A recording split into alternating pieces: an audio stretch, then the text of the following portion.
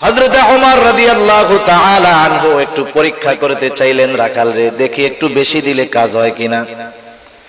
রাখাল রে এবার ওমর রাদিয়াল্লাহু তাআলা আনহু বলতেছে, ও রাখাল, আমি তোমার কাছে একটা প্রস্তাব দেই, তুমি একটা কাজ করো, একটা দুধওয়ালা ছাগি আমাদেরকে দিয়ে দাও, বিনিময়ে আমরা তোমাকে তার মূল্য দিয়ে দিব। এতে আমাদের দুধের দ্বারা তৃষ্ণা নিবারণ হবে, গোশতের দ্বারা ক্ষুধা দূর হবে। তোমার মালিক যদি তোমাকে জিজ্ঞাসা করে যে ছাগল কোথায়, তুমি বলবা একটা নেকড়ে অথবা বাঘে আক্রমণ করে ধরে নিয়ে গেছে। এটা স্বাভাবিক, মাঝে মধ্যেই ঘটে। রাখাল বললে মালিক বিশ্বাস করবে। হযরত ওমর রাদিয়াল্লাহু তাআলা আনহু যখন রাখালরে বললেন, রাখাল, তোমাকে আমি কিছু টাকা দিচ্ছি, সম্পদ দিচ্ছি, তুমি ছাগল একটা দিয়ে দাও, তোমার মালিক যদি জিজ্ঞাসা করে তুমি বলবা নেকড়ের পাল আক্রমণ করে একটা ছাগল নিয়ে গেছে, তোমার মালিক সেইটা বিশ্বাস করবে। রাখাল সাথে সাথে হতবাক হয়ে গেল। রাখাল বলতেছে, ইয়া হাদা ফাইনাল্লাহ, ইয়া হাদা ফাইনাল্লাহ। রাখাল বলতেছে, হে আগন্তুক, তুমি কি বলো? আল্লাহ কোথায়, আল্লাহ কোথায়, আল্লাহ কোথায়? তুমি কেমন কথা বলতেছো? তার মানে রাখাল বলতেছে, এ আগন্তুক মুসাফির, তুমি আমাকে কি কথা বলতেছো? হয়তো আমার মালিক আমার কথা বিশ্বাস করবে, মালিককে হয়তো আমি ফাঁকি দিতে পারবো, কিন্তু আমার আল্লাহকে তো ফাঁকি দেওয়া সম্ভব নয়। ইয়া আইয়ুহাল্লাযীনা আমানুত্তাকুল্লাহ হাক্কা তুকাতিহি ওয়া লা তামুতুন্না ইল্লা ওয়া আনতুম মুসলিমুন। আল্লাহ রাব্বুল আলামিন ঈমানদারদেরকে উদ্দেশ্য করে বলেন, হে ঈমানদারেরা, তোমরা আল্লাহ তাআলাকে ভয় করো, যথাযথভাবে ভয় করো। আল্লাহ তাআলাকে ভয় করার কথা, তাকওয়ার কথা, গুনাহ থেকে বেঁচে থাকার কথা আল্লাহ তাআলা বললেন। এখন যদি আমরা আল্লাহ তাআলাকে প্রশ্ন করি, আয় আল্লাহ, আপনি যে আমাদেরকে মুত্তাকি হতে বললেন, তাকওয়া অর্জন করতে বললেন, আমরা কিভাবে তাকওয়া অর্জন করব? কারণ কোরআনুল কারীমের মধ্যে আল্লাহ তাআলা যেটা আদেশ করেন সেটা বাস্তবায়নের পদ্ধতিও আল্লাহ তাআলা বলে দেন। যেমন কোরআনুল কারীমের মধ্যে নামাজের কথা আছে, নামাজ কিভাবে বাস্তবায়ন করতে হবে, কিভাবে পড়তে হবে, আল্লাহ তাআলা এটাও আমাদেরকে জানায় দিয়েছেন। যেমন কোরআনুল কারীমে আল্লাহ তাআলা ৮২ জায়গায় নামাজের কথা বললেন। এখন যদি আমরা প্রশ্ন করি নামাজ আমরা কিভাবে পড়ব, আল্লাহ তাআলা আমাদেরকে ইঙ্গিত দিয়ে দিয়েছেন, সূত্র দিয়ে দিয়েছেন। আমি আদেশ করেছি নামাজের, এই নামাজটা শিখতে হবে মুহাম্মাদুর রাসূলুল্লাহ সাল্লাল্লাহু আলাইহি ওয়াসাল্লামের থেকে। এজন্যই আল্লাহ রাব্বুল আলামিন কোরআনুল কারীমের মধ্যে বলেন, কুল আতিউল্লাহ ওয়া আতিউর রাসূল।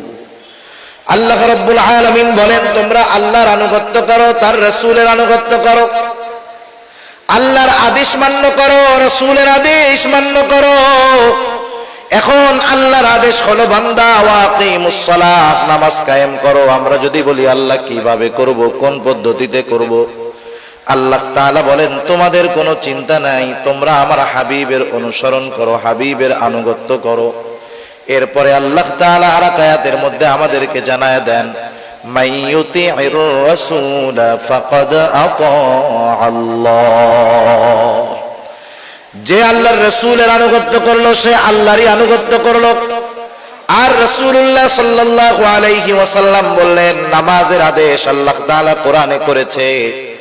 আর আল্লাহর নবী বললেন, সাল্লু কামা রাআইতুমুনি উসাল্লি, তোমরা নামাজ ওইভাবে পড়ো যেভাবে তোমরা আমাকে নামাজ পড়তে দেখো। যত আদেশ আছে কোন না কোন ভাবে আল্লাহ তাআলা ওই আদেশ বাস্তবায়ন করার পদ্ধতি দেখায় দিয়েছেন। সুবহানাল্লাহ। মনে করেন আপনি একটা ছেলেকে বললেন যে তুমি আগামী দিন সকাল বেলায় চট্টগ্রাম যাবা, চট্টগ্রাম শহরে যাবা, হালি শহর যাবা, বাইজিদ গোস্তামি যাবা, কিন্তু ছেলেটা জীবনে আপনার ওই ব্রিজের ওই পারে যায় নাই। বলেন তো, যতই সহজ জায়গা হোক না কেন, অচেনা জায়গা যত সহজ হোক, কিন্তু এটা কঠিন জায়গা। অপরিচিত জায়গা যত সহজ হোক, এটা প্রথমবার কঠিন লাগবে, স্বাভাবিক। আপনি যখন তাকে আদেশ করবেন যে আগামী দিন সকাল বেলায় তোমাকে শহরে যেতে হবে, সে তো জীবনে কোনোদিন শহরে যায় নাই, সে তো রাঙ্গুনিয়াও কোনোদিন যায় নাই, এখন তার জন্য তো শহরে যাওয়া কঠিন। সে যখন বিচলিত, সে যখন পেরেশান, আপনি তার মাথায় হাত দিয়ে বুলায় বললেন, বাবা টেনশন তুমি করো না, তুমি এখান থেকে সুন্দর মতো এই রাস্তায় যাবা, ওখান থেকে একটা সিএনজিতে উঠবা, সিএনজি কে বলবা আমি চট্টগ্রাম শহরে যাব, তোমার যেই জায়গায় যাওয়ার প্রয়োজন সিএনজি ওয়ালা তোমাকে সেই জায়গাতেই নামায়া দিবে। বলেন তো, আদেশ করার পরে চট্টগ্রাম শহরে যাওয়া তার জন্য যতটা কঠিন মনে হচ্ছিল, যখন আপনি তাকে যাওয়ার রাস্তা পদ্ধতি বলে দিলেন, বলেন তো আদেশ করার পরে তার কাছে যেমন কঠিন মনে হচ্ছিল, যাওয়ার পদ্ধতি বলে দেওয়ার পরে তার কাছে কি আগের মতো কঠিন থাকবে নাকি একটু সহজ হয়ে যাবে? আল্লাহ তাআলা তাকওয়া অর্জন করতে বললেন, খোদা ভীতি অর্জন করতে বললেন, মুত্তাকি হতে বললেন।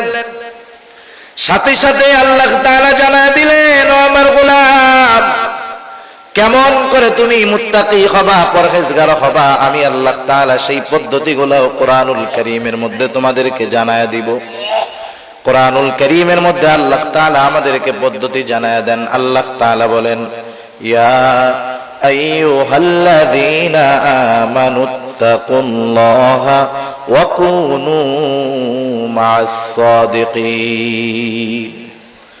আল্লাহ রাব্বুল আলামিন বলেন, হে ঈমানদারেরা, তোমরা আল্লাহ তাআলাকে ভয় করো।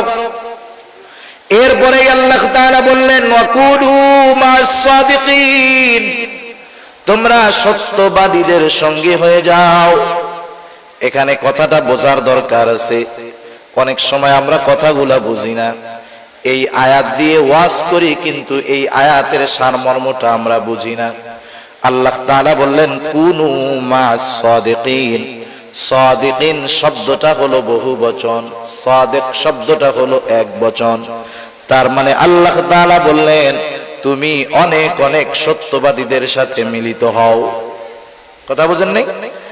অনেক সত্যবাদীদের সাথে তুমি মিলিত হও। তার মানে আমার গোটা জীবনের প্রত্যেকটা পদক্ষেপে আমি যাদের সাথে মিশবো, যাদেরকে বন্ধু বানাবো, তারা প্রত্যেকেই সত্যবাদী হতে হবে।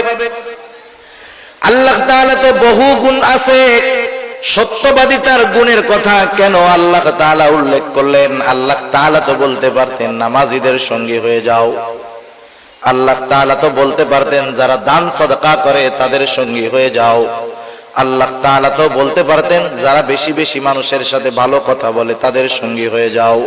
কিন্তু আল্লাহ তাআলা সাদিক সত্যবাদিতার গুণের কথাটা কেন উল্লেখ করলেন? মুফাসসিরিনে কেরাম বলেন, সত্যবাদিতা হলো এমন একটা গুণ, যেই লোকটা সত্যবাদিতার পরিপূর্ণ গুণ অর্জন করতে পারে, বাকি প্রত্যেকটা গুণ তার মধ্যে অন্তর্ভুক্ত হয়ে যায়। পরিপূর্ণ সত্যবাদিতার গুণ যে অর্জন করতে পারছে, তার মধ্যে বাকি গুণগুলা এমনিতেই চলে আসে। সুবহানাল্লাহ। কারণ সত্যবাদিতা হলো কল্যাণের বিষয়। রাসূলুল্লাহ সাল্লাল্লাহু আলাইহি ওয়াসাল্লাম সত্যবাদিতার গুণের ব্যাপারে বলেন, ইন্নাস সিদকা ইয়াহদি ইলাল বির ওয়া ইন্নাল বিররা ইয়াহদি ইলাল জান্নাহ। সত্যবাদিতা মানুষকে কল্যাণের দিকে নিয়ে যায়, আর কল্যাণ মানুষকে জান্নাতের দিকে নিয়ে যায়। সেজন্য মানুষ যখন কোন সত্যবাদী মানুষের সঙ্গী হয়, এই সত্যবাদী তাকে কল্যাণের দিকে নেয়, আর কল্যাণ জান্নাতের দিকে নিয়ে যায়। সুবহানাল্লাহ। সেজন্য সত্যবাদী তথা ভালো মানুষকে আল্লাহ তাআলা বন্ধু বানাতে বলছেন, ভালো মানুষের সঙ্গী হতে বলেছেন। আমার জীবনের যতগুলা ধাপ আছে, সেই ধাপটা হতে পারে শিক্ষা জীবন, সেই ধাপটা হতে পারে আমার সামাজিক জীবন, সেই ধাপটা হতে পারে আমার ব্যবসা জীবন, কর্মক্ষেত্রের জীবন। প্রত্যেকটা জায়গায় আমি যখন যাব, আমি খুঁজে খুঁজে সত্যবাদী ভালো মানুষগুলাকে আমি বন্ধু হিসাবে গ্রহণ করব। যেই ছাত্রটা চায় যে আমি মুত্তাকি হব, পরহেজগার হব, স্কুলের ছাত্র হোক, কলেজের ছাত্র হোক, আর মাদ্রাসার ছাত্র হোক, স্কুল কলেজে যাওয়ার পরে সে সর্বপ্রথম খুঁজতে থাকবে কোন ছেলেগুলা নামাজি, কোন ছেলেগুলা ভদ্র, কোন ছেলেগুলা ইফটিজিং করে না, কোন ছেলেগুলা দ্বীনের সাথে মিলে চলে, এই রকম ছেলেদেরকে খুঁজে যখন একটা ছেলে বন্ধু বানাবে, ওই ছেলেটার স্কুল লাইফ বলেন, কলেজ লাইফ বলেন, ওইটা তার খারাপ হবে না, সে ইফটিজার হবে না, সে দুশ্চরিত্র সম্পন্ন কেউ হবে না। ভালো বন্ধুদের সংস্পর্শে থাকার কারণে সে সকল প্রকার পাপাচার এবং অনাচার থেকে বেঁচে থাকতে পারবে।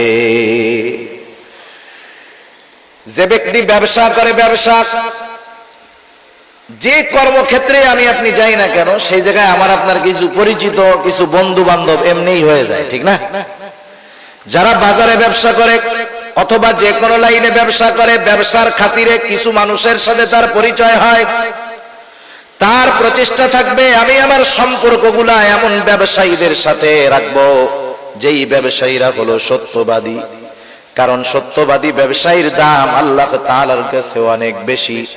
রাসূলুল্লাহ সাল্লাল্লাহু আলাইহি ওয়াসাল্লাম বলেন, আত-তাজিরুস সুদুকুল আমিন মা'আন নাবিয়্যিন সিদ্দীকিনা ওয়াশ-শুহাদা'i ওয়াস-সালিহিন।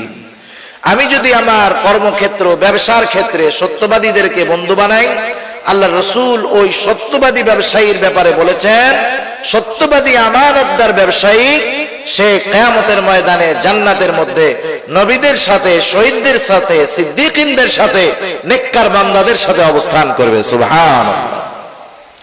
সেজন্য আমি আমার ব্যবসা, কর্মক্ষেত্র সব জায়গায় মুত্তাকি, পরহেজগার, নামাজীদেরকে বন্ধু হিসাবে বানাবো। কারণ আমাদের দেশে প্রবাদ বাক্যেই বলা হয়, সৎ সঙ্গ স্বর্গবাস, অসৎ সঙ্গ সর্বনাশ। আমরা তো দেখেছি বহুত ভালো ছেলে, ব্রিলিয়ান্ট ছেলে, মুয়াদ্দাব ছেলে, ভদ্র ছেলে, ছেলেগুলা খারাপ বন্ধুদের সাথে মেশার কারণে এক সময় তার নৈতিকতার পদস্খলন ঘটেছে। যেই ছেলেটার ব্যাপারে মানুষেরা যা কল্পনাও করে নাই, শুধুমাত্র খারাপ সঙ্গের কারণে সে তার চাইতেও বেশি বেশি জঘন্য পাপাচার, অনাচারে লিপ্ত হয়ে গেছে। স্বাভাবিক এমনটাই হয়, এমনটাই হয়। মনে করেন 10 জন বন্ধু ভালো, এর সাথে একজন খারাপ, 10 জনের মধ্যে একজন খারাপ। 10 জন বন্ধু নামাজি, যখন এই 10 জন একসাথে হাঁটে, তাদের সাথে একজন খারাপও আছে।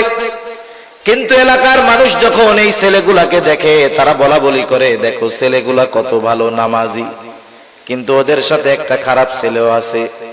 ওই ভালো গুলার সাথে চলতে চলতে একটা সময় খারাপটার মনের মধ্যে এই চিন্তা চলে আসে, আরে আমি এই ভালো ছেলেগুলার সাথে চলার কারণে আমি খারাপ হওয়ার পরেও মানুষেরা আমাকে ভালো বলে। এখন আমার উচিত এরা যেমন চারিত্রিক গুণ সম্পন্ন, আমারও চরিত্রটাকে ওই রকম বানায় ফেলা উচিত। একটা সময় দেখা যাবে, একদিন, 2 দিন, 1 সপ্তাহ, 1 মাস পর ওই খারাপ ছেলেটা ভালো মানুষের সাথে মেশার কারণে, ভালো মানুষের সাথে চলার কারণে সেও এক সময় ভালো গুণে গুণান্বিত হয়ে যায়। আবার একটা ভালো ছেলে, দিনদার ছেলে 10 জন খারাপ বন্ধুর সাথে মিশতে, আজানের সময় হলো, আজান দিল, কেউ নামাজে যায় না, বন্ধুরা খোশ গল্পের মধ্যে মজা আছে। বাকি 9 জন গল্প করতেছে, আর একজন বন্ধু সে নামাজে যাবে, শয়তানে ওয়াসওয়াসা দিচ্ছে, আরে বন্ধুদের সাথে কি সব সময় আড্ডা দেওয়া হয় নাকি? আজকে একটু আড্ডা দে, জামাতে নাইলে নাই পড়লি, একা একা বাসায় গিয়া পড়বি। এইরকম আস্তে আস্তে ওয়াসওয়াসা দিতে দিতে একটা সময় ওই বেনামাজি বন্ধুদের সাথে থাকতে থাকতে নামাজি বন্ধুটাও এক সময় বেনামাজি হয়ে যায়। সেজন্য সঙ্গের বড় প্রভাব আছে। সঙ্গ যার ভালো, কর্ম তার ভালো, সঙ্গ যার খারাপ, কর্ম তার খারাপ। এজন্য বন্ধু নির্বাচনের ক্ষেত্রে আমরা বেছে বেছে বন্ধু নির্বাচন করব। যাদের দ্বারা আমি উপকৃত হতে পারবো এমন মানুষগুলাকে আমি আমার বন্ধু হিসাবে গ্রহণ করব। এজন্যই আল্লাহ রাব্বুল আলামিন প্রথম সূত্র দিয়ে দিলেন, হে ঈমানদারেরা, আল্লাহ তাআলাকে ভয় করো আর সত্যবাদীদের সঙ্গে হয়ে যাও। সত্যবাদী, পরহেজগার, নেককার মানুষের সঙ্গ যদি তুমি গ্রহণ করো, একটা সময় তোমার জন্য মুত্তাকি হওয়াটা সহজ হয়ে যাবে। দ্বিতীয় সূত্র হলো সর্ব অবস্থায় আল্লাহ তাআলার ভয় অন্তরের মধ্যে রাখা। অন্তরের মধ্যে এই চিন্তা নয়ন করা, আমি যেখানে যাই, যা করি, যা বলি, সর্বহালতে আমাকে আমার আল্লাহ তাআলা দেখেন। দুনিয়াতে মানুষের অপরাধ প্রবণতা কমানোর জন্য, অপরাধ দূর করার জন্য কত পদ্ধতি বের করা হয়। দুনিয়ার মধ্যে যত পুলিশ বাড়ে, বুঝবেন দুনিয়াতে তত অপরাধ বাড়তেছে। আইন শৃঙ্খলা বাহিনী, পুলিশ বাড়ার কারণ কি? অপরাধ বাড়তেছে, এই জন্য পুলিশ দরকার। রাস্তার মোড়ে মোড়ে সিসি ক্যামেরা লাগানো, উদ্দেশ্য হলো যাতে অকারেন্স অপরাধগুলোকে দেখা যায়, শনাক্ত করা যায়। দিন দিন সিসি ক্যামেরার ব্যবহার বাড়তেছে, তার মানে অপরাধ প্রবণতা আমাদের মধ্যে, সমাজের মধ্যে বাড়তেছে। সিসি ক্যামেরা দিয়ে, আইন দিয়ে, প্রশাসনের লোক বৃদ্ধি করে অপরাধ প্রবণতা কমানো যাবে না, বরং অপরাধ আরো দিন যায় বাড়ে। যেমন কিছুদিন আগে রাষ্ট্রীয়ভাবে আইন হলো ধর্ষণের সর্বোচ্চ শাস্তি হলো মৃত্যুদণ্ড। ধর্ষণ করলেই মৃত্যুদণ্ড তা না, ধর্ষণের যে শাস্তি আছে, স্তর আছে, সর্বোচ্চ স্তর হলো মৃত্যুদণ্ড। কঠিন এক শাস্তি। বলেন তো, এই শাস্তি নির্ধারিত হওয়ার পরে বাংলাদেশে ধর্ষণ হয় নাই, এরকম ঘটনা ঘটছে নাকি? বরং আরো বাড়ছে। ধর্ষণ ধর্ষণের গতিতেই আছে। অপরাধের মাত্রা, শাস্তির মাত্রা বাড়ানোর সাথে সাথে অপরাধের মাত্রাটাও বেড়ে গেছে। তার মানে দুনিয়ার আইন দিয়ে, প্রযুক্তি দিয়ে মানুষকে মুত্তাকি বানানো যাবে না, গুনার থেকে বাঁচানো যাবে না।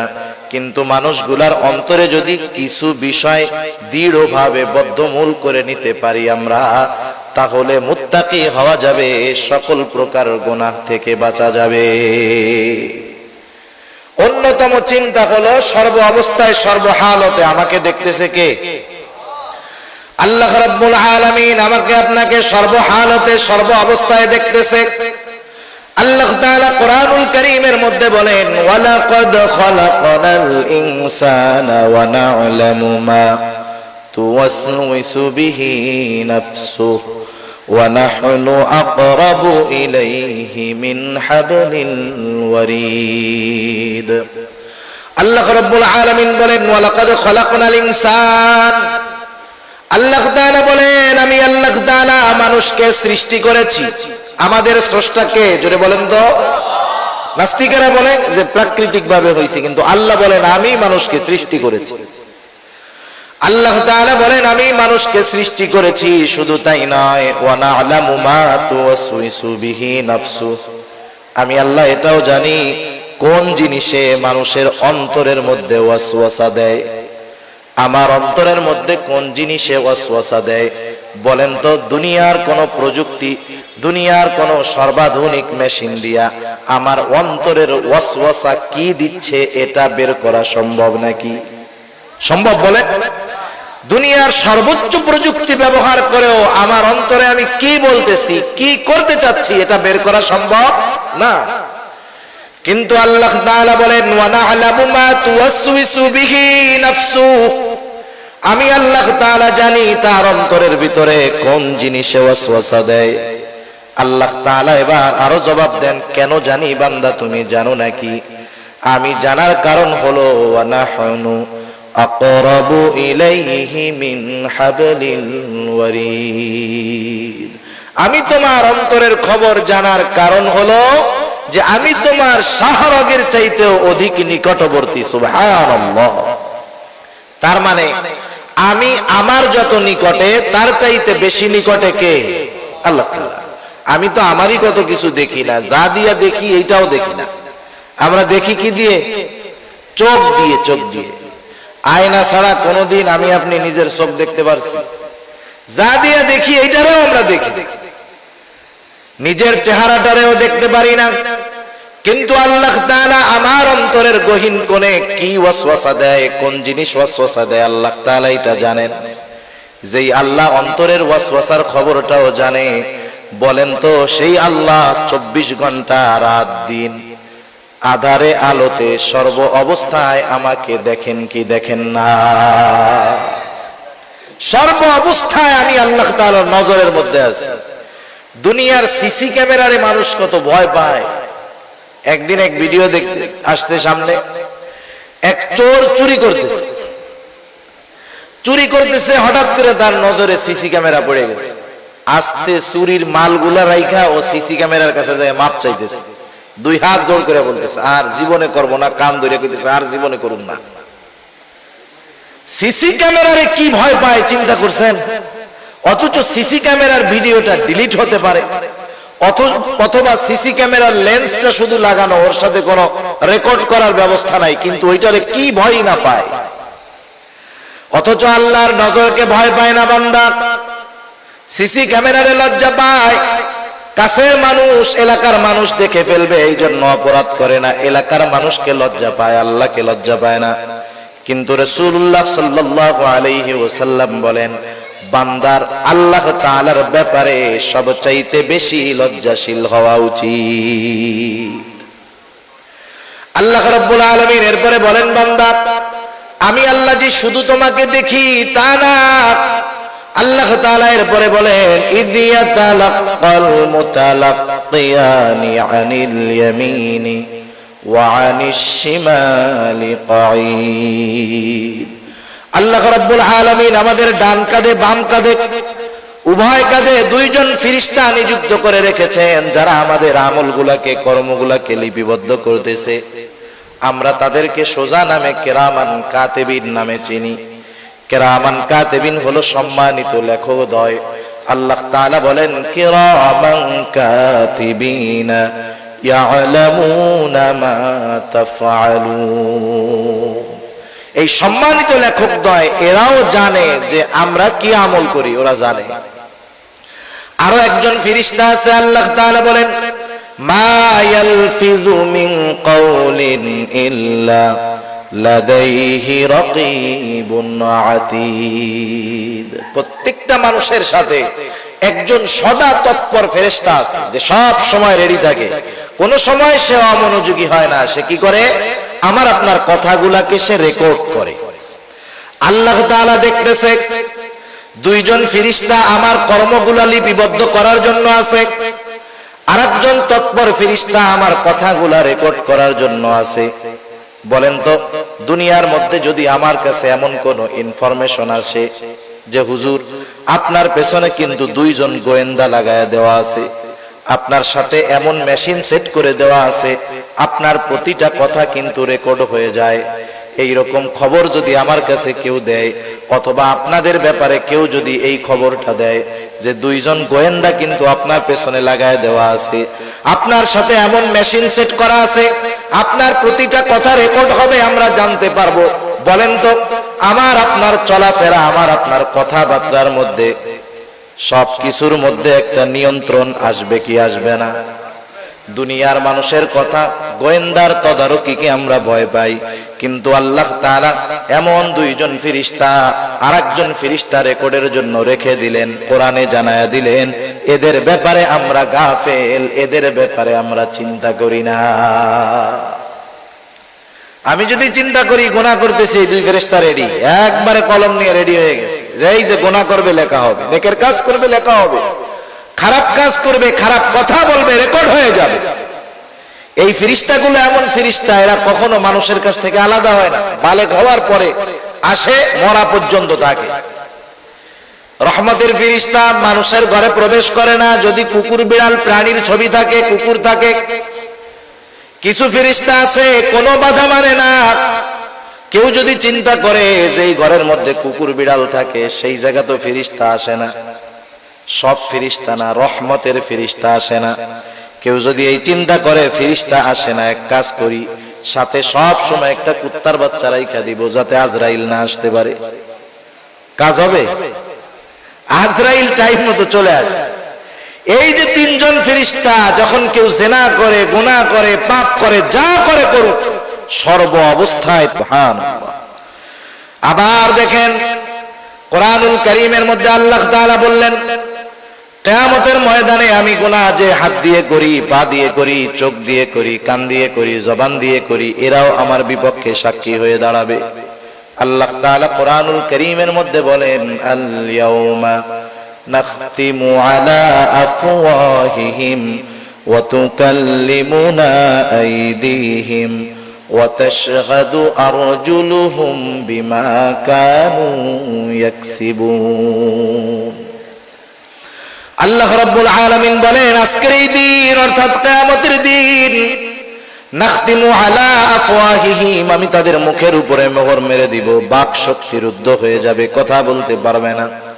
আল্লাহ তাআলা বলেন, ওয়া তুকাল্লিমুনা আইদিহিম, আমার সাথে কথা বলবে তাদের হাত, ওয়া তাশহাদু আরজুলুহুম বিমা কানু ইয়াকসিবুন, সাক্ষী দিবে তাদের পা, তারা হাত পা দ্বারা দুনিয়াতে কি উপার্জন করেছে। গুনাহ করার জন্য হাতের দরকার আছে, পায়েরও দরকার আছে। গুনাহ করার জন্য যাবে, পা লাগবে না? হাত দিয়ে গুনাহ করবে। এই সবগুলো আমার বিরুদ্ধে আছে, সাক্ষী হিসাবে আমার বিপক্ষে দাঁড়ায় যাবে। আল্লাহ তাআলা আর এক জায়গায় বলেন, শাহিদা আলাইহিম সামউহুম ওয়া আবসারুহুম ওয়া জুলুদুহুম বিমা কানু ইয়াকসিবুন। আল্লাহ তাআলা বলেন, সাক্ষী দিবে তাদের চোখ, সাক্ষী দিবে তাদের কান, সাক্ষী দিবে তাদের চামড়া। দুনিয়ার মধ্যে হাতও কথা বলে না, পাও কথা বলে না, হাত পা কোনো অপরাধ করলে বাধা দেয় না, চোখ কান কোনো অন্যায় করলে, গুনার কাজ করলে বাধা দেয় না। গভীর রাত, সারা রাত মোবাইলের মধ্যে গুনার জিনিস দেখলে চোখ বাধা দেয় না, কানের মধ্যে ইয়ারফোন লাগায় গান শুনলে কান বাধা দেয় না, বেগানা নারীর সাথে কথা বললে কান তো বাধা দেয় না, যেই জিহ্বা ব্যবহার করে কথা বলি জিহ্বাও তো কোনো সময় বাধা দেয় না। কিন্তু কিয়ামতের ময়দানে এরা যখন আমার আপনার বিপক্ষে সাক্ষী হিসাবে আল্লাহ তাআলার কাছে সাক্ষ্য দিবে, কথা বলবে, সেই মানুষেরা হতবাক হয়ে যাবে যে হায়রে, এই কান, এই চোখ, এই জিহ্বা, এই হাত, এই পা, এদেরকেই তো তৃপ্তি দেওয়ার জন্য দুনিয়ার মধ্যে গুনাহ করলাম, এরা আজকে আমার বিরুদ্ধে সাক্ষী দেয়। তখন তারা তাদের চামড়াকে উদ্দেশ্য করে বলবে, ক্বালু লিজুলুদিহিম লিমা শাহিদতুম আলাইনা ক্বালু আনতাকানা আল্লাহুল্লাযী আনতাকা কুল্লা শাই ওয়া হুয়া খালাকাকুম আউওয়ালা মাররাতিন ওয়া ইলাইহি তুরজাউন। আল্লাহ তাআলা জানায় দেন, সেই দিন এই মানুষগুলো কি বলবে? তারা বলবে, ক্বালু লিজুলুদিহিম লিমা শাহিদতুম আলাইনা, তারা তাদের চামড়াকে বলবে, ও চামড়া, কেন আজকে তোমরা আমাদের বিরুদ্ধে সাক্ষী দাও? কেন আমাদের বিরুদ্ধে আচরণ করতেছো? দুনিয়ায় তো কথাবার্তা বলো নাই, এখন কেমনে কও? চামড়ার জবান তো আল্লাহ খুলে দিবে। চামড়া বলবে, ক্বালু আনতাকানাল্লাহ, এই হাত পা অঙ্গ প্রত্যঙ্গ জবাব দিবে যে আমাদেরকে আজকে কথা বলার ক্ষমতা দিয়েছে কে? যে আল্লাহ সবাইরে কথা বলার ক্ষমতা দিয়েছে, সেই আল্লাহ আজকে আমাদেরকেও কথা বলার ক্ষমতা দিয়েছে। দেখেন, চিন্তার বিষয় হলো আল্লাহ দেখতেছে, এতটুকুই যথেষ্ট ছিল। কিন্তু এরপরেও আমার বিরুদ্ধে আরো কত সাক্ষী আছে আল্লাহ সবগুলা জানায় দিয়েছেন। এগুলো কোরআনের কথা। কিসের কথা? কোরআনুল কারীমের কথা। কোরআনুল কারীমের প্রতি পূর্ণ আস্থা তার আছে যার কোরআনুল কারীমের প্রত্যেকটা অক্ষর, প্রত্যেকটা শব্দ, প্রত্যেকটা বিধানের উপরে পরিপূর্ণ আস্থা আছে। ঠিক কিনা বলেন? শুধু মুখ দিয়ে বললে হবে না। সেজন্য আমার অন্তরের মধ্যে যদি এই কথাগুলা দৃঢ়ভাবে বদ্ধমূল হয়ে যায় যে আমার আল্লাহ দেখতেছে, ফেরেশতারা আছে, হাত পা অঙ্গ প্রত্যঙ্গ আমার গুনার সাক্ষী, তাহলে গুনার থেকে বেঁচে থাকা আমার জন্য সহজ। স্বর্ণযুগের মানুষ যারা ছিল, স্বর্ণযুগের মানুষগুলার অন্তরের মধ্যে আল্লাহ ভীতি এমন ছিল, তারা সর্ব অবস্থায় মনে করতো যে আমরা আল্লাহ তাআলার নেটওয়ার্কের ভিতরে কোনো কিছু করার উপায় নাই। এই জন্য স্বর্ণযুগের রাখালের মধ্যে যেই তাকওয়া ছিল, বর্তমান জামানার শ্রেষ্ঠ ওলির মধ্যেও ওই পরিমাণ খোদাভীতি তাকওয়া পাওয়া যাবে না।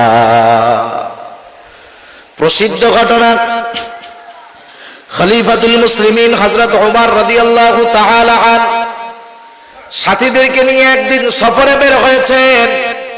মরুভূমির পথ কিছু দূর চলার পরে তারা পিপাসিত হয়ে গেলেন, গলা শুকিয়ে গেছে। আরবের মানুষ পিপাসার জন্য পানিও পান করে, দুধও পান করে। তৎকালীন আরবের রেওয়াজটা ছিল এইরকম, অধিকাংশ ছাগলের পালের মালিকেরা তাদের রাখালকে বলে দিত, ও রাখাল, কোন মুসাফির যদি দুগ্ধ পান করার প্রয়োজন হয়, তৃষ্ণার কারণে হোক ক্ষুধার কারণে হোক, তোমরা তাদের ক্ষুধা এবং তৃষ্ণা নিবারণের জন্য আমার ছাগলের পাল থেকে দুধ পান করতে দিবা। রাখাল তো তখনই দুধ পান করতে দিতে পারবে যখন মালিকের অনুমতি থাকবে, কিন্তু অধিকাংশ মালিক অনুমতি দিয়া দিত। গুটি কয়েক কৃপণ মার্কা যারা আছে ওরা বলতো যে এই খবরদার, কাউরে একটু দুধ পান করতে দিবি না। হযরত ওমর রাদিয়াল্লাহু তাআলা আন সাথীবর্গ সহ একটা ছাগলের পালের কাছে পৌঁছাইলেন। ছাগলের পালের মধ্যে দুধওয়ালা ছাগল আছে। দেখার পরে হযরত ওমর রাদিয়াল্লাহু তাআলা আনহু ছাগলের পালের রাখালকে বলল, রাখাল, আমরা তো ক্লান্ত, তোমার পালের মধ্যে তো দুধওয়ালা ছাগল আছে, আমাদেরকে একটু দাও, আমরা দুধ পান করে আমাদের তৃষ্ণা নিবারণ করি। এইবার রাখাল বলতেছে যে না, আমি এটা দিতে পারবো না, কারণ মালিকের অনুমতি নাই। স্বাভাবিক অনেক সময় কি হয়, আপনি যখন একটা কাজ করার জন্য যাবেন, যেমন আমাদের দেশের রুলস যেটা হয়ে গেছে, আপনি যাবেন স্টেশনে ট্রেনের টিকিট কাটার জন্য। বাংলাদেশে ট্রেনের টিকিট কোনো সময় পাওয়া যায় না, কিন্তু বাংলাদেশে সরকারি যেই খাতগুলায় বড় বড় লস হয়, এর মধ্যে সবচাইতে অন্যতম একটি খাত হলো রেল যোগাযোগ ব্যবস্থা। সারা বছরের পরে দেখবেন যে এই বছর রেলে 2000 কোটি টাকা লস, 1000 কোটি টাকা লস, কিন্তু আপনি 10 দিন পরে ঢাকার টিকিট কিনতে যান, একটাও পাবেন না। লস কখন হয়? যখন যাত্রী হয় না। কিন্তু লস হয় যাত্রী ভরা, পাড়ানোর জায়গা নাই, সিট পাওয়া যায় না, কিন্তু এরপরেও লস হয়। আপনি টিকিট কিনতে টিকিট কাউন্টারে গিয়ে টিকিট পাবেন না। আশেপাশে দেখবেন কিছু লোক ঘুরতেছে, আইসা আপনার কানে বলবে, অথবা আপনার পরিচিত থাকলে যখন তারে বলবেন ভাই 100 বাড়ায় দিন নাই, তখন বলবে যে অমকের কাছে জানো যে চার দোকানটা আছে, কাকার কাছে যায় বললেই আমার কথা টিকিট দিয়ে দিবে। এরকম আছে না নাই বলে? তার মানে ন্যায্য দামে পাওয়া গেল না, কিছু দিলে কাজ হয়ে গেল। মালিকের মানা, এই জন্য রাখাল দুধ পান করাবে না। হযরত ওমর রাদিয়াল্লাহু তাআলা আনহু একটু পরীক্ষা করতে চাইলেন রাখাল রে, দেখি একটু বেশি দিলে কাজ হয় কিনা। রাখাল রে এবার ওমর রাদিয়াল্লাহু তাআলা আনহু বলতেছে, ও রাখাল, আমি তোমার কাছে একটা প্রস্তাব দেই, তুমি একটা কাজ করো, একটা দুধওয়ালা ছাগি আমাদেরকে দিয়ে দাও, বিনিময়ে আমরা তোমাকে তার মূল্য দিয়ে দিব। এতে আমাদের দুধের দ্বারা তৃষ্ণা নিবারণ হবে, গোশতের দ্বারা ক্ষুধা দূর হবে। তোমার মালিক যদি তোমাকে জিজ্ঞাসা করে যে ছাগল কোথায়, তুমি বলবা একটা নেকড়ে অথবা বাঘে আক্রমণ করে ধরে নিয়ে গেছে। এটা স্বাভাবিক, মাঝে মধ্যেই ঘটে। রাখাল বললে মালিক বিশ্বাস করবে।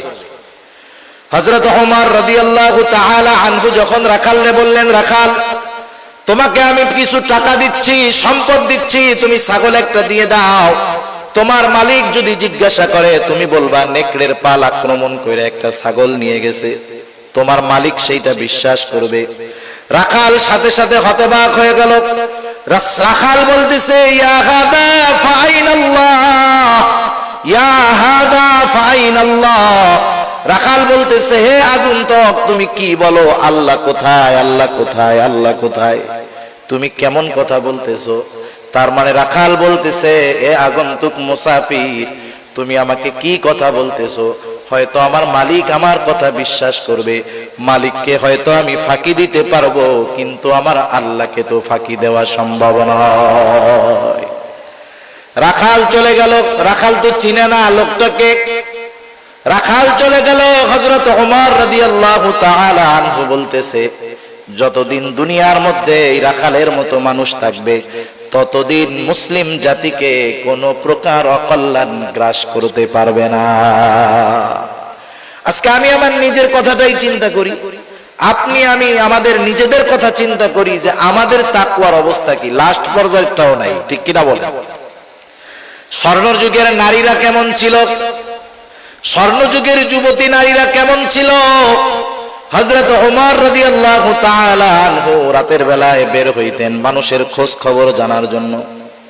একদিন একেবারে শহরের শেষ প্রান্তে হযরত ওমর রাদিয়াল্লাহু তাআলা আনহু চলে গেলেন। রাতের শেষ প্রহর, সুবহে সাদিকের পূর্ব মুহূর্তে তিনি দেখতেছেন একটা ঘরের মধ্যে মিটমিট করে আলো জ্বলতেছে।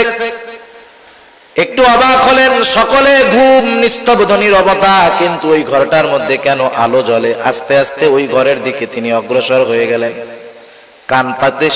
কান পেতে আছেন, ভেতরে থেকে দুইজনের গলার আওয়াজ পাওয়া যায়, দুইজন নারী।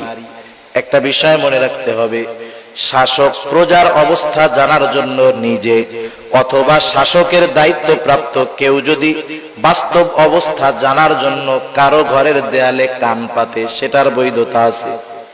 কিন্তু আমার আপনার নাই। আমার আপনার আছে? আমার আপনার নাই। কোন মহিলার অপর মহিলার গোপন কথা এরকম কান লাগায় শোনার অধিকার নাই। আল্লাহ তাআলা মানা করছেন, ওয়ালা তাজাসসু, তোমরা গুপ্তচর বৃত্তি করবা না। কিন্তু রাষ্ট্রপ্রধান অথবা রাষ্ট্রপ্রধান যদি কাউকে দায়িত্ব দেয় কোনো কারণে, সে গুপ্তচর বৃত্তি করবে, এটা করার দরকার। হযরত ওমর রাদিয়াল্লাহু তাআলা আনহু কান লাগায় শুনতেছেন দুইজন মহিলার গলার আওয়াজ। বোঝা গেল একজন মা, একজন মেয়ে। মা ঘুম থেকে উঠে মেয়েকে ডাকতেছে, বলতেছে, ওহে কন্যা, দ্রুত উঠে যাও, ছাগলের দুধটা দহন করো, সকাল বেলায় বিক্রয় করে দেওয়া হবে। এখন তো ছাগলেও দুধ কম দিচ্ছে, আমরাও অভাবে আছি।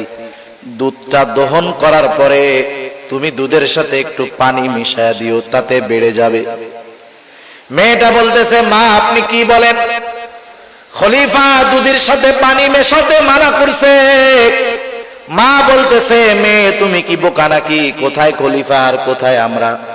খলিফা হয়তো তার প্রাসাদের মধ্যে আরামে ঘুমাইতেছে, কে দুধে পানি মিশাইলো আর না মিশাইলো এটা কি খলিফার দেখার টাইম আছে নাকি? মেয়েটা বলে, মা খলিফা ওমর হয়তো জানবে না, দেখবে না, কিন্তু আল্লাহ রাব্বুল আলামিনকে ফাঁকি দেওয়া যাবে না। হযরত ওমর রাদিয়াল্লাহু তাআলা আনহু চলে গেলেন। পরের দিন সকাল বেলায় মা মেয়েরে ডাকাইছে।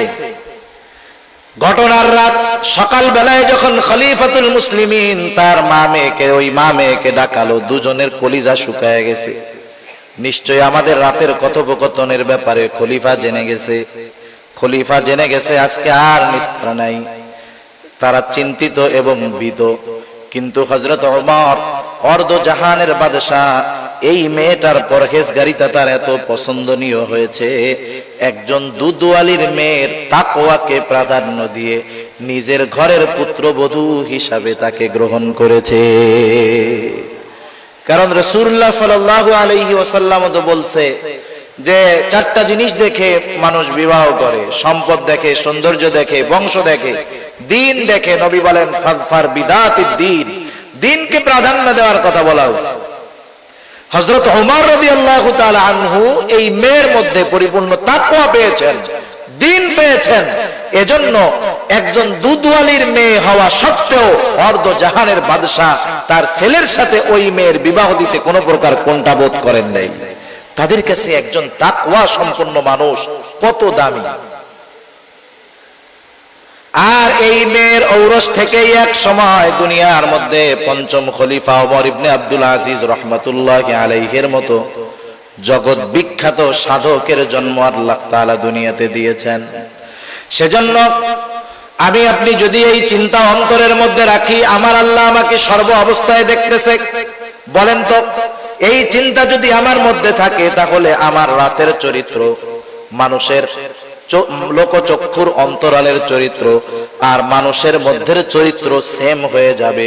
রাতেও চরিত্র যেমন, দিনের বেলাতেও তার চরিত্রটা তেমন হয়ে যাবে। শুধু এতটুকু চিন্তা আমার আপনার জীবনের গতিপথ বদলিয়ে মুত্তাকি আমাকে আপনাকে বানাতে পারে। তৃতীয় বিষয়, তৃতীয় পদ্ধতি, আমি আমার জীবনের হিসাব নিকাশ গ্রহণ করব। যেই মুমিন তার জীবনের হিসাব নিকাশ গ্রহণ করে, সেই মুমিন মুত্তাকি সফল মুমিন হতে পারে। কারণ বাজারের মধ্যে যেই ব্যবসায়ী তার ব্যবসার হিসাব যথাযথভাবে রক্ষণাবেক্ষণ করে, সে হতে পারে সফল ব্যবসায়ী। দেখবেন কিছু ব্যবসায়ী আছে বাজারের মধ্যে, রাত 10টায় দোকান বন্ধ হয়, বাজার বন্ধ হয়, সে 9টার সময় শাটার নামায়া দেয়। 1 ঘন্টা ব্যাপী সে হিসাব করে আজকে দিনে আমার কত টাকা বিক্রয় হলো, কত টাকা বাকি গেল। এই দুইটার উপরে নির্ভর করে আজকের লাভের হিসাবটা তার মধ্যে চলে আসে যে আজকে আমার 1 লক্ষ টাকা বিক্রি হলো, আজকে আমার 3000 5000 টাকা লাভ হলো। আগামী দিন এই লাভের উপরে নির্ভর করে আমাকে ব্যয় করতে হবে। এইভাবে দৈনন্দিন যেই ব্যবসায়ী তার হিসাব রক্ষণাবেক্ষণ করে, 2-4 বছর পরে দেখা যাবে এই ব্যবসায়ী সফল ব্যবসায়ী হয়ে যাবে। কিন্তু যেই ব্যবসায়ীর কোনো হিসাব নাই, হিসাবের রক্ষণাবেক্ষণ নাই, সকালে যায় মাল কেনে বেচে বাকি দেয়, কোথায় টাকা কি হিসাব নিকাশ করে না, এই ধরনের বেহিসাবি অধিকাংশ ব্যবসায়ী যত বড় পুঁজি নিয়ে ব্যবসা করুক না কেন, হিসাব রক্ষণাবেক্ষণ না করার কারণে একটা সময় তার ব্যবসা লাভের মুখ দেখে না, বরং লসের মুখ দেখতে থাকে।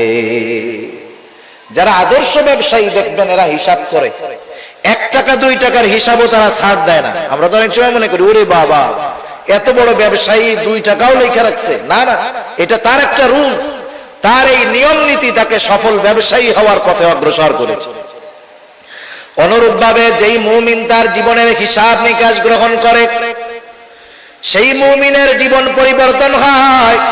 এই জন্য বুজুর্গানে দিন বলেন, প্রত্যেকটা মুমিন রাতে ঘুমানোর পূর্বে যখন বিছানায় শুবে, তখন তার সারা দিনের আমলের হিসাব নিকাশ করবে। সে ঠান্ডা মাথায় চোখ দুটাকে বন্ধ করে সকাল থেকে নিয়ে শোয়ার আগ পর্যন্ত কতগুলা ভালো কাজ করেছে, কতগুলা অন্যায় করেছে, কতগুলা পাপ করেছে, সে যদি ঠান্ডা মাথায় চিন্তা করে, সকাল থেকে নিয়ে রাত পর্যন্ত প্রত্যেকটা কাজের দৃশ্য তার চোখের সামনে ভেসে উঠবে।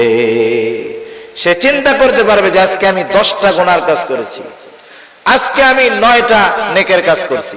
আজকের হিসাবে গুনাহ বেশি, নেকের কাজ কম। আর মানুষ যখন রাতের বেলায় শোয়ার সময় সে যেই ধরনের চিন্তা করে, তার রাতটা ওই ধরনের অতিবাহিত হয়। যেমন কেউ যদি শোয়ার সময় মোবাইল টেপা শুরু করে, ফেসবুক হোক ইউটিউব হোক যাই করে করুক, দেখবেন এক সময় ফেসবুক টিপতে টিপতে টিপতে টিপতে ইউটিউব দেখতে দেখতে রাত যত গভীর হয় তত অশ্লীলতা পাপের দিকে সে ধাবিত হয়। গোনার সিস্টেম আছে কিছু, এই প্রযুক্তিগুলো আমাদেরকে একসাথে গোনার দিকে নিয়ে যায় না, আস্তে আস্তে গোনার দিকে ধাবিত করে। মনে করেন একজন একটা সিনেমা দেখতেছে, ওই সিনেমা দেখতে দেখতে নিচে ডেসক্রিপশনে অথবা সাইডে আরেকটা ভিডিও এসে হাজির হয়ে যাবে, যেটা ওইটা চেয়ে আরেকটু জঘন্য। ও এবার ওইটাই ঢুকবে, ওর মাইন্ড স্যাটিসফ্যাকশন এরকম হয়ে যাবে, ওর আঙ্গুল ওইখানে যাবে, এরপরে ঢুকবে আর একটু জঘন্যতায় ঢুকবে, আস্তে আস্তে আর একেবারে গোনার সমুদ্রের মধ্যে ওকে নিয়ে যাবে। গোনা করতে করতে হঠাৎ করে ফজরের আজান দিবে, শয়তান পা টিপবে, ঘুম আসবে, ফজর তো গেছে গেছে, জোহরও কাজা হওয়ার অবস্থা। আর যেই ব্যক্তি রাতে শোয়ার সময় মৃত্যুর চিন্তা করে, পরকালের চিন্তা করে ঘুমাবে, দেখবেন ফজরের আজান দেওয়ার সাথে সাথে লাফ দিয়ে ঘুম থেকে উঠে যাবে, ঠিক কিনা? সেজন্য রাতের বেলায় যে যেমন চিন্তা করে তার মানসিক অবস্থা পরের দিন রাতের বেলায় ওরকমই হয়। এইবার যদি লোকটা চিন্তা করে, আহারে আজকে তো আমার গোনা বেশি হয়ে গেল, নেকের কাজ কম হয়ে গেল, হায় রে এখন যদি আমি মারা যাই কি হবে? সে হয়তো তাওবা করবে, শুধু আজকের দিনের গোনার জন্য নয়, সে হয়তো তার গোটা জীবনের তাওবা গোনার জন্য অনুশোচনা করবে, তাওবা করবে।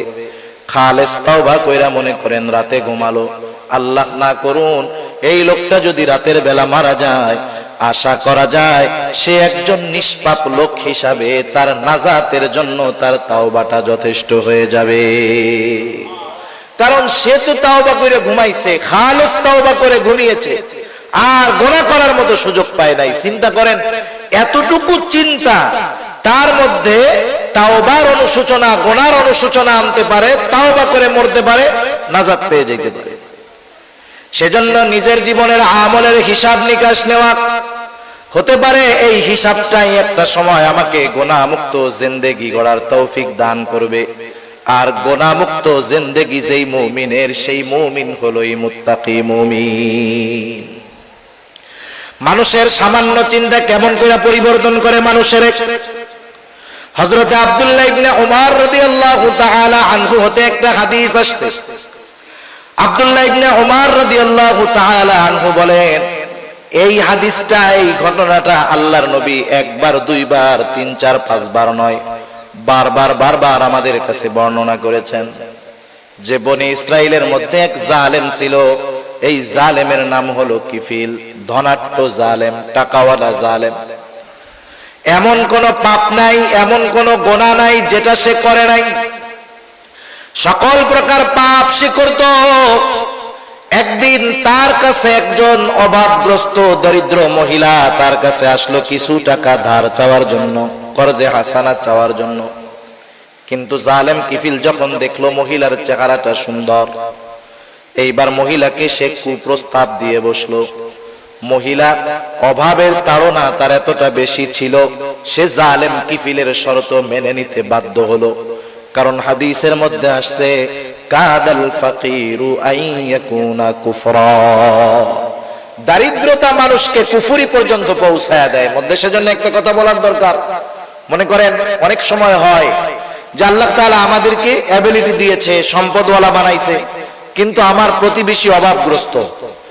আমি সম্পদওয়ালা, আমার সামর্থ্য আছে, আমার সামর্থ্য থাকার পরেও আমার কোন প্রতিবেশী অভাবের কারণে যদি কোনো পাপে লিপ্ত হয়, কিয়ামতের ময়দানে ওই অভাবগ্রস্ত ব্যক্তি তার পাপের কারণে একা অপরাধী সাব্যস্ত হবে না, বরং তার সামর্থ্যবান প্রতিবেশীও কিয়ামতের ময়দানে আল্লাহর আদালতে অপরাধী হিসাবে দাঁড়াতে হবে।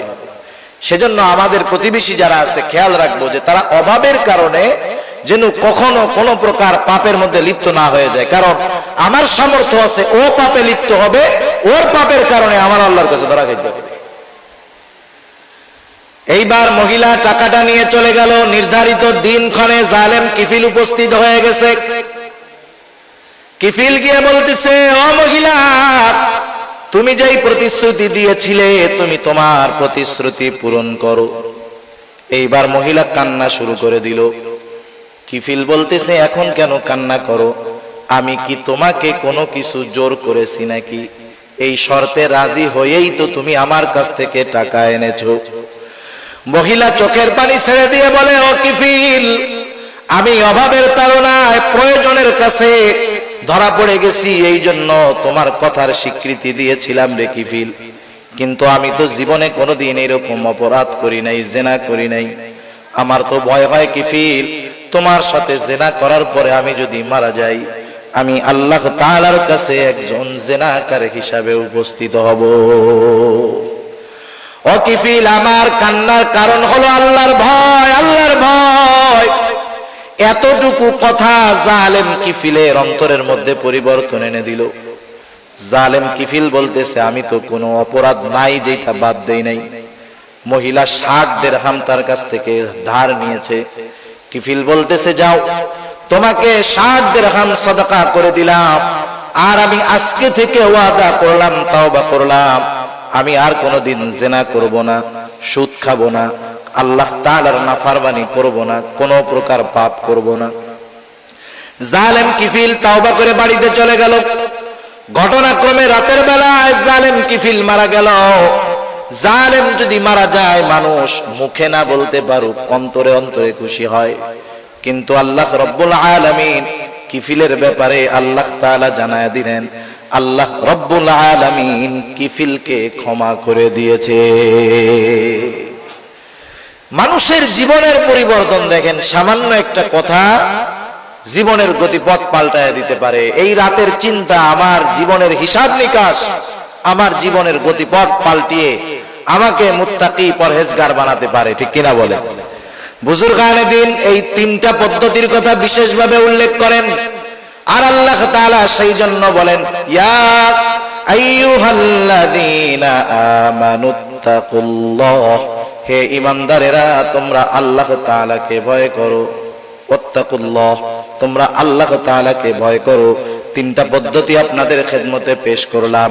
1 নাম্বার, কেউ যদি মুত্তাকি হতে চায়, সত্যবাদীকে বন্ধু হিসাবে গ্রহণ করবে। 2 নাম্বার, সর্ব অবস্থায় আল্লাহ তাআলা দেখতেছে, এটাকে অন্তরের মধ্যে দৃঢ়ভাবে বদ্ধমূল করবে। 3 নাম্বার, নিজের জীবনের হিসাব নিকাশ গ্রহণ করতে হবে। আল্লাহ তাআলা সেই জন্য বলেন, ইয়া আইয়ুহাল্লাযীনা আমানুত্তাকুল্লাহা ওয়াল তানজুর নাফসুম মা কদ্দামাত লিগাদিন ওয়াত্তাকুল্লাহ। আল্লাহ তাআলা বলেন, হে ঈমানদারেরা, ইয়া আইয়ুহাল্লাযীনা আমানুত্তাকুল্লাহ ওয়াল তানদুর নাফসুম মা কদ্দামাত লিগাদ। তুমি একটু নিজের দিকে নজর দাও না, তুমি আগামীর জন্য কি প্রেরণ করতেছো, কি জমাইতেছো। আমরা ভবিষ্যতের জন্য টাকা পয়সা জমাই ব্যাংকের মধ্যে, নিজের ভবিষ্যতের চিন্তা করে, পরিবার পরিজন সন্তান সন্তানাদির ভবিষ্যতের কথা চিন্তা করে আমরা ব্যাংকের মধ্যে টাকা জমাই। আর আমার আল্লাহ তাআলা বলে, ও আমার গোলাম, অনির্দিষ্ট ভবিষ্যতের জন্য তুমি কি জমাইতেছো, পরকালের জন্য তুমি কি জমাইতেছো। কারণ আমি আপনি যখন চোখ দুইটা বন্ধ করব, দুনিয়ার মধ্যে যা উপার্জন করেছি একটা টাকার মালিকানাও আমার থাকবে না। হাদিসের মধ্যে আসছে, আমার কি, আমার তো কিছুই না, যেটা খাই যেটা পয়লা নষ্ট করি এটা হলো আমার। যখন মানুষ মারা যায় তার সাথে তিনটা জিনিস যায়, একটা জিনিস থাকে, দুইটা চলে আসে। তার সন্তান সন্তানাদি যায়, তার কিছু মাল আসবাব যায়, আর তার আমল যায়। সন্তান সন্তানাদি পরিবার পরিজন চলে আসে, তার কিছু মাল আসবাব কবর দেওয়ার জন্য নেওয়া হয়, চাদর টাদর এইসব, ওইটাও নিয়ে আসে। শুধু তার সাথে তার আমলটা অবস্থান করে। সেজন্য আল্লাহ বলেন, ওয়াল তানজুর নাফসুম মা কদ্দামাত লিগাদ। তুমি তোমার নিজের জন্য নজর দাও না, নিজের দিকে নজর দাও না, যে ওই ভবিষ্যতের জন্য, আগামীর জন্য তথা কবরের জন্য, পরকালের জন্য তুমি কি জমাইছো, কি প্রেরণ করছো। এই চিন্তা আমাদের দুনিয়ার মধ্যে মুত্তাকি হওয়ার জন্য সহায়ক হতে পারে।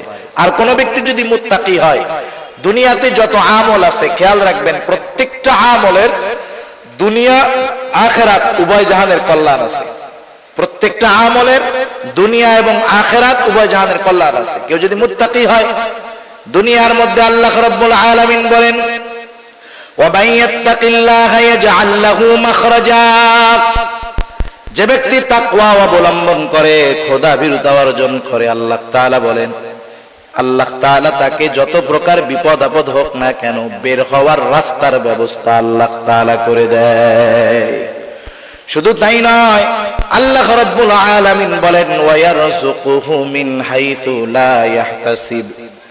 দুনিয়ার মানুষ সবচাইতে বেশি চিন্তা করে রিজিকের, জীবন উপকরণের, কিন্তু আল্লাহ তাআলা বলেন, ও আমার গোলাম, তুমি মুত্তাকি হয়ে যাও, আমি আল্লাহ তোমাকে এমন জায়গা থেকে রিজিক দিয়ে দিব যা তুমি কল্পনাও করতে পারবা না।